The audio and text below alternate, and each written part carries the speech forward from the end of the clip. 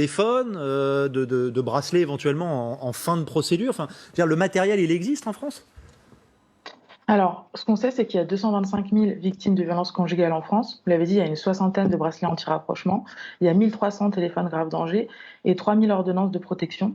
Pour vous donner un ordre d'idée, en Espagne, c'est 30 000 ordonnances de protection. Donc, on est déjà dans des ordres de grandeur qui sont très faibles en France et ça pose effectivement question. Mais ce qui est important, c'est qu'on a effectivement cet éventail de dispositifs qui sont mis en place, mais il faut qu'ils soient effectifs, il faut qu'il y ait des réactions derrière quand ils ne sont pas respectés. Par exemple, les ordonnances de protection, quand elles ne sont pas respectées, il faut qu'il y ait tout de suite un éloignement de l'agresseur. On l'a vu dans le cas de Chahinez, ce n'était pas le cas. On savait qu'il ne respectait pas l'ordonnance de protection et pourtant, rien n'a été fait non plus pour la protéger. Donc les dispositifs, quand ils existent, c'est bien, mais il faut en plus qu'ils soient déployés. Mais une fois qu'ils sont déployés, il faut en plus qu'ils soient appliqués, qu'il y ait des conséquences.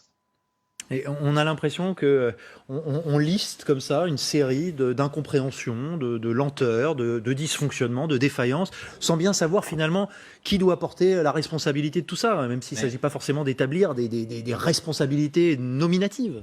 Je pense qu'il faut décorréler à la fois la protection de la victime, très rapidement, comme ce que vous avez expliqué tout à l'heure, et l'enquête. C'est-à-dire que l'enquête, derrière, elle sera forcément sur un temps long.